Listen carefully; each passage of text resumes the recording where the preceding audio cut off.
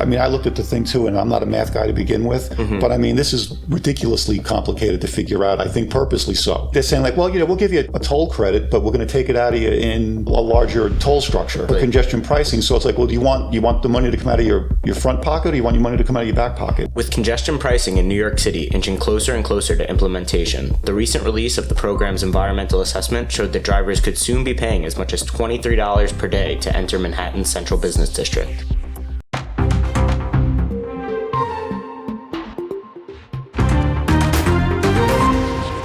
Welcome to the Staten Island Advances from the Scene, a podcast bringing you an inside look at the biggest stories on Staten Island with the reporters who cover them. I'm your host, Erik Bascome, and this week I'm joined by Staten Island Advance senior opinions writer Tom Wrobleski to discuss New York City's push to implement a congestion pricing program and how it will impact Staten Islanders. Thanks for joining me today, Tom. It's been a very busy few weeks for transportation news with the speed cameras going 24/7, the Staten Island ferry service issues, and now the release of the congestion pricing environmental assessment. So I really appreciate you coming on the podcast to talk about this stuff with me, since I'm the primary reporter on a lot of these stories, and it'd be a little difficult for me to interview myself. I appreciate the invitation, as always. Yeah, and these topics tend to be kind of right in your wheelhouse, right? Absolutely. It seems like it's those three issues you mentioned, like bad news, bad news for Staten Islanders. Yeah, and it's the stuff that really gets the people going and riled up. So I appreciate you having on to be kind of the voice of the people here while I try and remain, unbiased and objective in all of this. I'll do my best. Yeah. So before we get started on kind of the specifics, I just wanted to give our listeners a brief overview of how congestion pricing works, all that kind of stuff. So basically, drivers would be assessed a fee whenever they enter a highly trafficked area. In this case, that would be Manhattan Central Business District, which they have defined as any area south of 60th Street. So the money that they generate through the program is used to fund transit projects throughout the city. So ideally, this is going to reduce traffic by discouraging driving, and then it's going to improve mass transportation due to the influx of funding. So before we get into the specifics of the New York City plan, I'm curious just kind of your thoughts on congestion pricing in general as an idea, as a concept. Well, what you just said there, there's some cognitive dissonance that you have to sort of embrace. You want to charge people to drive into the central business district. By the same token, you want fewer people driving into the central business district. So you either, get the spoils of more of people driving in, or you actually do convince people to stay home, and then you don't get the revenue that you're expecting. And we've seen in London, which is kind of like the poster child for congestion pricing around the world, the pollution benefits haven't been what they said it was. And one study that I saw showed that it didn't exactly reduce traffic in the central business district, because people actually did leave their cars home, but there were more bus trips into the central business district, and there were more for-hire car trips into the central business district. And now the London mayor is trying to kind of rejigger the program a little bit so that it actually achieves some of its goals, which I don't think it really has. Yeah, and you make an interesting point that you're kind of pulling at both ends of the rope there, right? Where you're saying you want less people here, but you're also collecting your fees from these people, and you're using that for these projects. So if you do have less people, then are you getting the money you need? Or if you have more people, are you actually improving traffic? And so it really does. And if you don't have the revenue to create the additional mass transit options, then when I want to get out of my car, where do I go? Right. Yeah. I mean, how far down the line do I have to wait? 6 years, 5, before they start building subways and new cars? And never mind that we're not going to get the benefit of that. Right. I know we're going to get to that, so I want to jump the gun on all this good stuff. No, absolutely. And we will get to this later, but, the money is going to go to all these MTA projects, but we don't really see the benefits of too many of those too frequently. So let's get into kind of the history of congestion pricing efforts. So I know that New York City is just now kind of getting around to implementing this program, right? But it's something that had been discussed for many years, kind of predating my time here as the transit reporter. So I was curious, what can you tell us kind of about some of the past discussions surrounding congestion pricing under previous administrations? Well, Mayor Bloomberg, who was, again, because of his wealth, had world experience. So he had these experiences of other countries that were trying to do this, and he wanted to do congestion pricing. But I remember one of his main points in his program was there would be the toll forgiveness for Staten Islanders, and that was kind of baked into the cake. Now, we thought it was crazy plan then as well. The history, and then later you kind of realize it was maybe it wouldn't have been so awful under that. I still think it's a big hump to get people over the fact that I got to pay tolls and I got to pay a toll to get into Manhattan so that they can have less traffic, but I may have more. And then, and then also, well, based on how long you stay and what part of the district you go into, there's all kinds of ways to slice the pie. But anyway, so Bloomberg's, plan got defeated. It never went anywhere. And then the issue kind of dies down for a couple of years until Mayor de Blasio comes in, and then in the state, and then it kind of gets regenerated with the new emphasis on greening the city and again Vision Zero, which is, if you want to call it anti-car, if you want to call it car, the motor vehicles get put sort of lower on the priority list in terms of how we're going to manage the city. And I think so then congestion pricing starts to come back. Without that toll forgiveness, and I still don't think we have that baked into the cake. Not for the Verrazano, yeah, and that's something we'll get to as well. But let's start digging into the environmental assessment document, which was very dense. There's a lot of info in there, lots of different scenarios under consideration. But I think that the thing that jumps out the most to people is how much they could be charged, which is as much as $23 during peak travel hours, which sounds crazy, but the report lays out these 7 different tolling scenarios that are under consideration, and it's very complicated, and we'll get into some of the kind of nitty-gritty aspects of it later. But essentially, the more caps and credits and exemptions that they offer to different vehicles, the higher the toll would be generally. So for peak hours, it could range anywhere from $9 to $23. For off-peak, we're going from $7 to $17, and then overnight would be somewhere from $5 to $12. So what were your kind of initial thoughts when you saw those numbers? Well, my thought, and I kind of alluded to this already, is I think right now everybody seems to think, okay, you pass into the district at 60th Street, you're going to pay that toll. But it's just as possible that you could say, okay, well, but you're going to Chinatown. Right now, Chinatown is really crowded right now. So if you want to go into that part of the district, you may even have to pay more for that. I think $23 for an automobile to go into Manhattan when you may have to go. What if you have a medical treatment? Yeah. What if you're going to the hospital? What if your kid's going to the hospital? And you have to drive, and there's no other way you can get there if you're from Huguenot, you're from Anna, you're going to take a sick kid on mass transit. So I think that's going to be very problematic for people. Again, without the toll forgiveness on the bridge or anything else. And don't forget, there's people taking the Brooklyn Bridge the East River bridges are not tolled. Right. And I remember when this sort of stuff kind of started bubbling up again, they were like, well, we're going to have people and we're going to get those East River bridges tolled. There's support in the legislature for that. And I said, you give me the list of lawmakers, assembly members, and state senators who are going to go to their constituents and say, we want to charge you tolls on the East River bridges to make it fair to Staten Islanders, and then I'll believe you. It never happened. Yeah, of course not, especially for things that have been untold for this long, right? To come to them now and say, okay, now you guys need to start paying for this thing that you've never had to pay for in the past, just so that on top of that, you can also pay this new congestion pricing fee. So that never really made a whole lot of sense to me. So let's talk about some of the caps and exemptions and how that could impact the toll pricing. So they've already announced that personal cars, motorcycles, and commercial vans are going to be capped at 1 toll per day. So they could only be tolled once per day for entering the CBD. So that, I think, is a good thing, right? There's these other for the truckers especially. Right, yeah. Who may be going in and out multiple times. Well, so that's the thing. So for these other vehicles, like the taxis, the for-hire vehicles, the trucks, and the buses, they could be charged multiple times a day, and it kind of depends on the different tolling scenario that they select here. So in the base scenario, there are no caps or exemptions for any of these other vehicle types, meaning they could be charged each and every time they enter the central business district. Those would obviously have the lowest tolls. Those are when you would have $9 for peak and all that kind of stuff, because they're able to charge these other vehicle types so many times a day that they can charge kind of a lower rate. But then in the other scenarios where they start to cap the number of times or exempt them altogether, if they say, okay, buses don't have to pay the fee, they're exempt. Or if they say, oh, well, taxis, they only have to pay it once a day or twice per day, right? Give them some relief. But then in that rate, in those situations, the toll rate is higher for everybody else because they have to recoup some of that lost revenue, because they can't, if you can't charge the taxi 6 times a day, then you got to charge everyone a little more to kind of make up for that. What do you kind of think about that just as a concept? Should these other vehicle types be charged multiple times a day to kind of reduce the toll for the average driver? Or should there be some of these caps and exemptions in place, even though that means drivers would end up paying a little more? Well, 2 things. Number one, I think any commercial vehicle, whether it's an Uber, a Lyft, or a Peapod truck or whatever else, an Amazon truck, they're just going to pass that cost along. Right. And people can choose to pay it or not.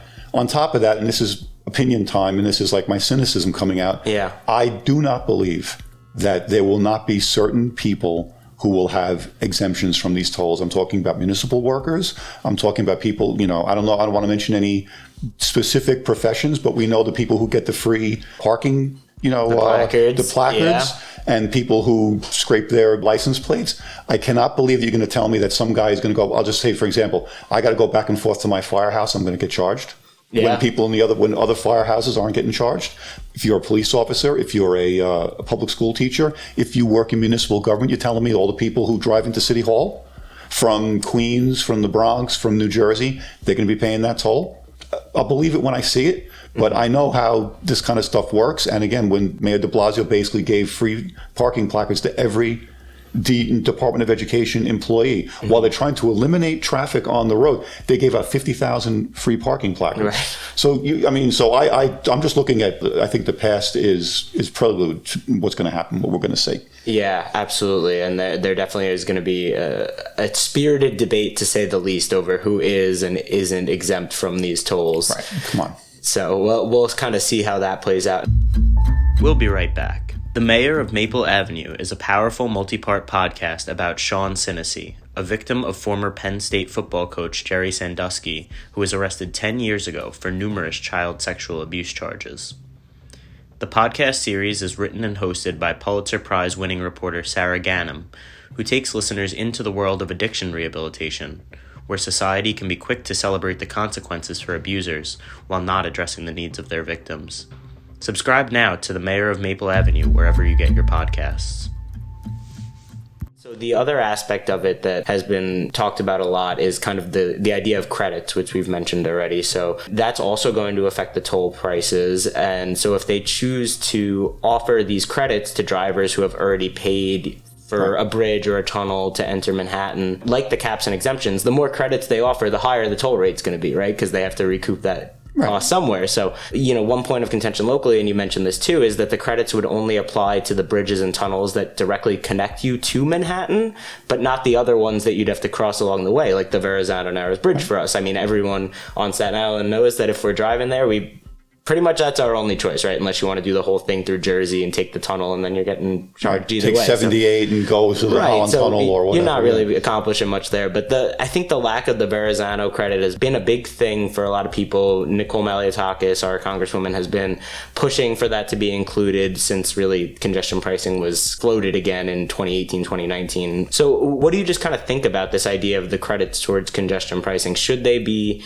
given to people who have already paid these tolls at other crossings? And should that also extend to the Verrazano, given that it's really our only link to the rest of the city? Well, first of all, I think that as you're talking about these credits, I mean, I looked at the thing too, and I'm not a math guy to begin with, but I mean, this is ridiculously complicated to figure out, I think purposely so. Right. And I think they're saying like, well, we'll give you a toll credit, but we're going to take it out of you in a larger toll structure. Exactly. For congestion pricing. So it's like, well, do you want the money to come out of your front pocket, or do you want your money to come out of your back pocket? So to me, that's not really a choice. And to exempt the Verrazano Bridge, which again is you want to get to Manhattan, you got to take the Verrazano Bridge, and you got to take the tunnel, right? The battery tunnel, whatever they're calling it these days. Yeah. Or you can take the BQ, I don't know what, or you can go through Jersey. So either way, you got to take two. You got to pay two tolls. Now we get reduced tolls, and I understand people roll their eyes. You only pay $5, whatever. But I think if they're going to give you the credit, then they're going to take the lollipop out of your mouth. Then I'm like, then what's the point? Yeah. Of even pretending that you're offering me something that's supposed to make me feel good about all this, on top of the fact that the subways and other places are going to get the direct benefit, and Staten Islanders don't get as much of a benefit of that as the other four boroughs.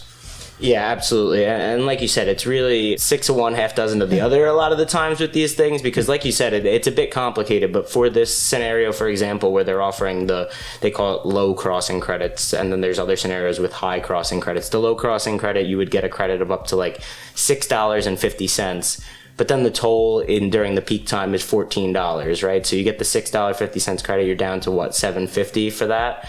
Whereas if there was just no credits in general in the base plan, you're at $9. So in this situation, the people who use the tunnels are getting that $6.50 credit, and they're paying only $7.50 as opposed to $9, right? But then everybody else is paying $14 if they're not using, because they've got to make up for that. Exactly. So then you end up in this situation where, okay, everyone who uses the tunnels gets the credits, but if you go in any other way, then you're not getting the credit. So then all the traffic is going to divert to the tunnel because the people want to pay less, and you're creating these other situations. I mean, it just really feels like there's going to be so many kind of cascading impacts on the just traffic patterns, because of everybody's going to find the cheapest route for them. So the credits thing, while I think it's well intentioned, has its own kind of group of problems with it as well. So, now that we've gotten some of the sort of logistical stuff out of the way, I'm curious what type of concerns you have about the program in general, and what you've heard from other Staten Islanders throughout the years about their opposition to congestion pricing. Well, the big headline that jumped out at me from that report, and we covered it, was, as you were just alluding to, people are truckers are going to try to find the path of least cost. Mm-hmm. And the report admits, well, that could lead to more truck traffic on Staten Island and in the South Bronx. Mm-hmm. So I'm like, I drive on the Staten Island Expressway on a regular basis. I see just over the weekend trucks from Indiana, trucks from Quebec. Mm-hmm. You think the Staten Island Expressway can handle more trucks? So now I'm supposed to pay to get into the city, and on top of that, I could get more truck traffic on Staten Island. Then they have this scenario G that they call it. This is like chemical X, that is going to reduce that. They're going, then we'll charge trucks and cars the same toll. And my question to that was, okay, we know cars and trucks are tolled differently. Cars are lower generally.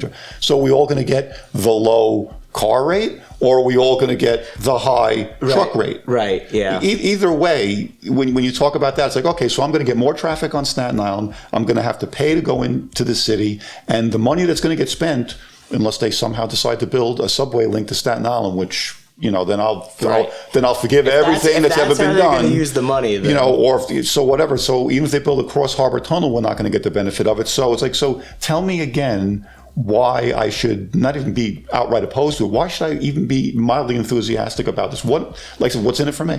Right. I don't see it. And they're going to put more people on the ferries. And as you alluded to before, we can't even run the ferries the way they are now. Even with COVID keeping people out of workplaces, then we're going to put more people on express buses when express buses are also having their problem. So tell me again why this is in any way good for Staten Island. Yeah, and that was actually led right into my next question, which was kind of the impact on mass transit ridership, because the environmental assessment does say that they're expecting this to result in increased ridership on the ferry, increased ridership on the express buses. And as you've said, and I've reported over recent weeks, months, years at this point, these agencies have been struggling to provide full service on these things due to a myriad of reasons, but mostly just staffing shortages and not having the amount of crew members to run the boats or bus drivers to drive the buses. That's been a big problem. It's been well documented. So if their idea is that more residents are going to shift to mass transit, how can we even trust these agencies to handle that influx of new riders? Well, I mean, the ferry, again, we've been talking about this for weeks. When did it get so complicated to run the Staten Island ferry? Yeah.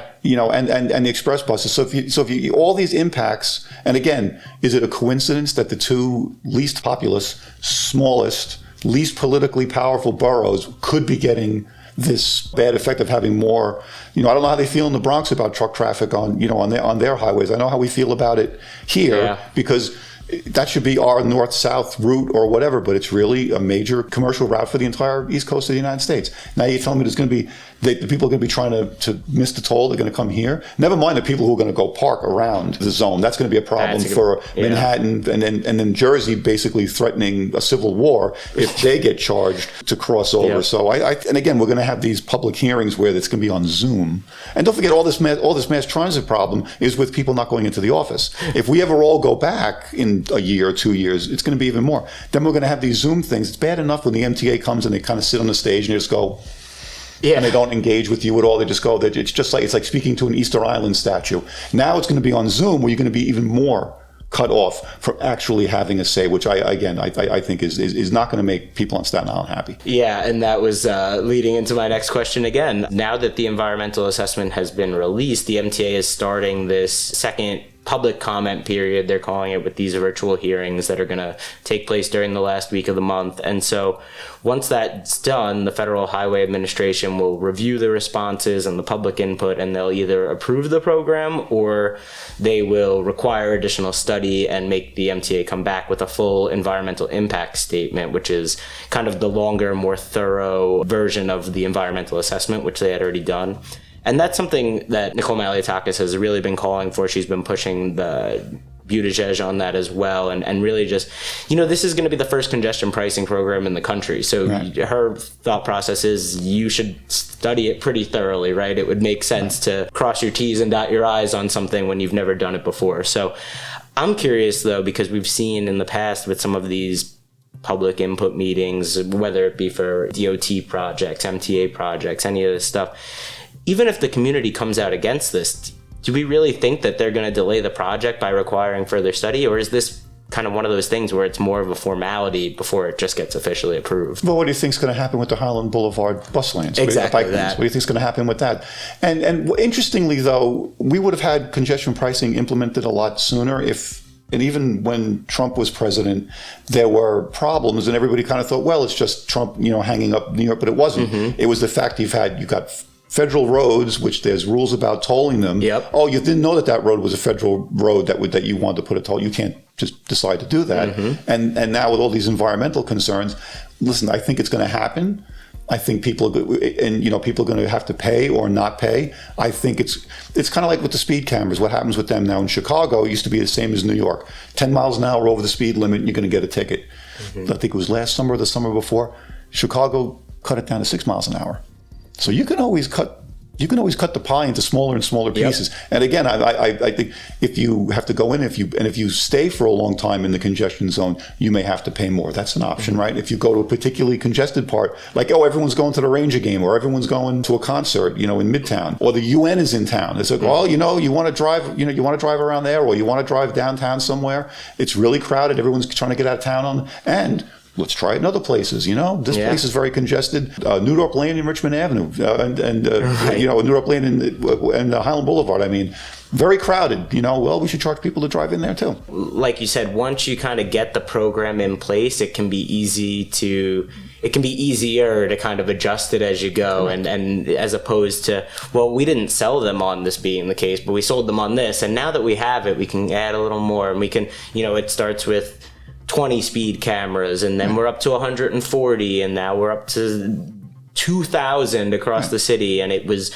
only during school hours, and then it was okay maybe till 10 p.m., and then it's 24/7 now, and you could see the pattern here, and there is definitely a situation where we kind of end up right there with congestion pricing, where this is what we're sold on, and then a few years later, it would be really more effective if we Correct. added this in, and it would be even better if we did that. And one last thing to touch on, you mentioned the UN thing. There is a very small line in here in this document stating that the tolls will be higher on designated gridlock alert days. See? And it's a little footnote. It's in the bottom of the toll rate thing, and they don't even tell you how much higher it would be on those gridlock alert days, but that is something that they thought of, and they snuck it in there. And like with a school zone, then they can just change the definition of what a gridlock alert day is. Yeah. Gridlock alert day. Next thing you know, they're issuing them every other day. You know? Like I said, there's a big basketball game at Madison Square Garden. Right. Oh, it's a gridlock alert day, or the Verrazano Bridge. They're paving. It's going to make a great gridlock alert day for the rest of the city. It's and again, there's no such thing as a pilot program. When they tell you, oh, it's a pilot program, just buckle in, because it's going to be there forever. Yeah, absolutely. Well, thank you so much for joining me today, Tom. I really appreciate you coming on to talk transportation with me, as always. And anytime. Hope to have you back on again soon. Anytime you ask, friend. Anytime. Thank you for listening to the Staten Island Advances from the Scene. If you like what you've heard, please make sure to rate and subscribe wherever you get your podcasts, and visit silive.com for the latest on all these stories and more. Thank you for supporting local journalism.